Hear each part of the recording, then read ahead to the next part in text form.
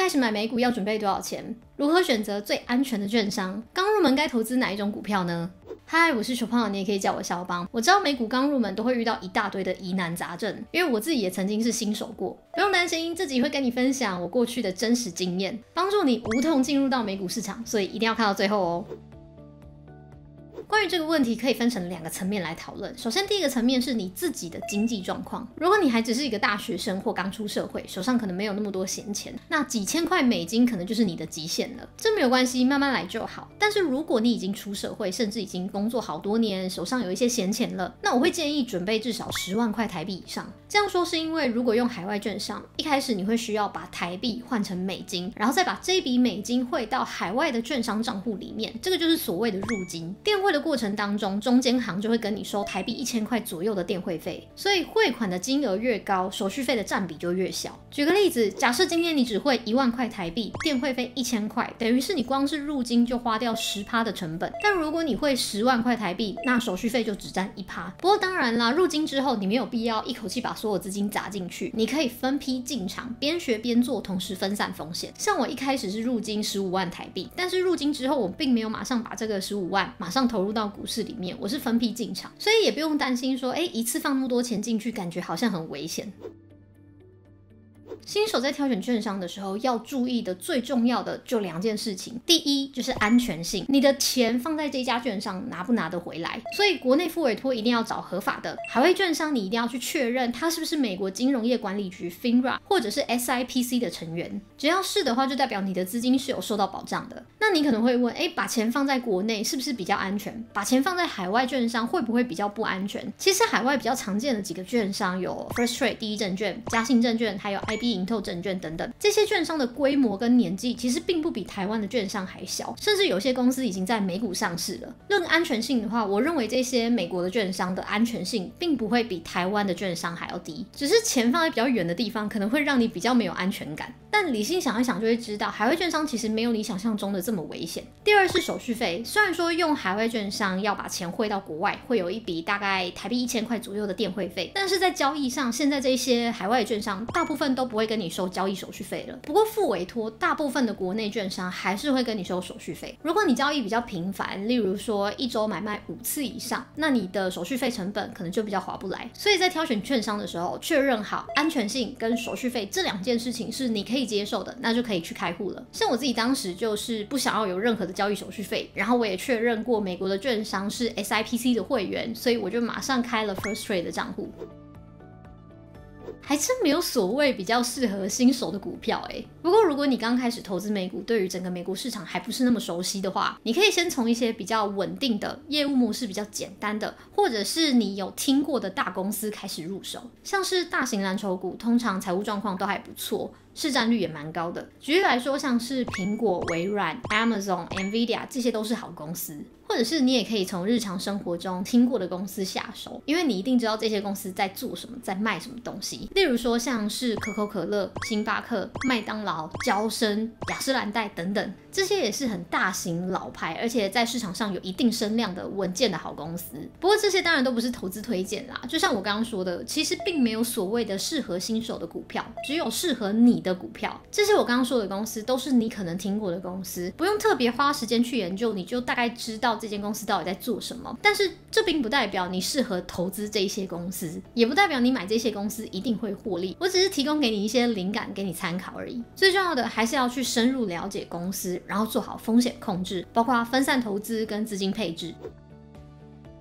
至于要如何做到分散投资，要如何做到资金配置呢？很多观众都会来私讯问我说，我想要投资 ETF 跟股票，那我应该投资多少钱在 ETF 上面？我应该投资多少钱在股票上面？这个 ETF 跟股票的配置我该怎么配？如果你不确定该怎么运用资金，不知道股票、债券、ETF 该分别投入多少钱，知识卫星推出了一堂美股核心攻略线上课程。这堂课上线不到1个礼拜的时间，就已经超过1000位学员加入了。讲师 Mara 是一位理财畅销书作家，他在 IG 上面还有超过26万粉丝，平常他也会在 IG 上面分享各种美股投资的资讯。同时 Mara Mara 也有工程师背景，所以他也开发过2款财经 APP， 其中有一个 ETF 精选神器 APP， 全台下载数量高达10万次。美股核心攻略课程除了会帮新手真正去开户，选择适合自己的券商以外，还会根据每个人不同的财务目标以及风险承受力，去规划最适合你的投资配置，像是要如何分配资金到股票、ETF、债券上面等等的，让你在这个没有涨跌幅限制的美股里面，还可以做好资金配置跟风险控管。猫耳甚至还会帮大家列出目前在美股上有哪一些值得投资的大型的 ETF，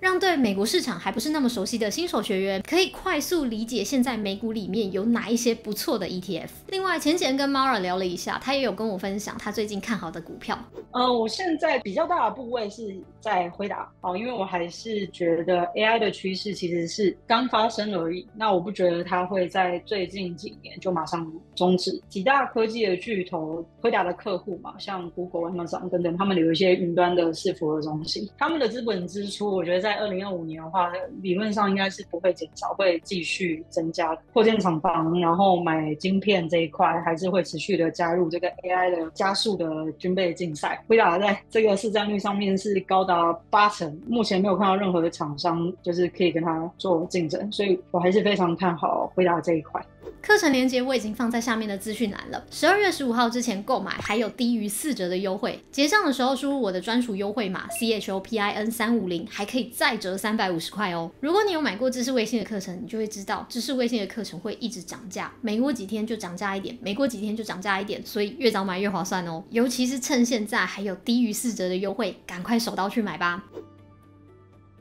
书籍的部分我很喜欢这一本巴菲特的对账单，这本书里面会有蛮多巴菲特自己的一些交易记录跟投资的过程，新手可以多阅读这一类的美股书，学习这一些厉害的投资人他们的思考逻辑，像是投资过程中巴菲特是如何做决策的，他怎么决定要不要买要不要卖，哪一些数据是他做决策时的重要依据等等的。这本书除了可以学到蛮多投资策略的细节以外，我觉得更重要的是心法跟思维。对于美股小白来说，不只要去了解EPS 是什么，本益比怎么算，均线怎么看这一类的课本上的知识，更重要的是如何用正确的心态去做投资。在我过去这么多的咨询经验，我发现很多人没有办法赚钱，其实并不是他们的知识量不够，或者是他们的眼光不好，而是心态不对。今天你懂得再多，分析能力再强，只要心态不对，心情容易受到股价影响，就算今天你跟巴菲特买同一只股票，你也不见得可以像巴菲特一样获利。所以我很推荐这一本巴菲特的对账单，从他的对账单可以让你更深刻的知道真正的高手他们是用什么样的心态在做投资，投资的时候他们又是怎么思考的。那如果你想要有更多的资源来帮助你更好的踏入这个美股市场的话，也欢迎你加入我的保证零诈骗的私人社群。我常会在我的私人社群里面分享我最近比较关注的股票，以及为什么我会关注他们，我可能会在什么样的价位买卖，以及我的安全策略是什么等等的。然后也会不定期举办一些免费的直播活动，可能会邀请一些人来演讲啦，或者是单纯聊聊我最近的投资心得，反正我3不5时就会在那边发文啦。如果你想要学习更多有关于美股投资的细节，或者是你想要跟更多的前辈来交流，欢迎你加入我的私人社群，连结我已经放在下面的资讯栏了，有兴趣的朋友欢迎来申请加入哦。不过要记得申请的时候记得放上你的真人大头贴，不然审核可能不会通过哦。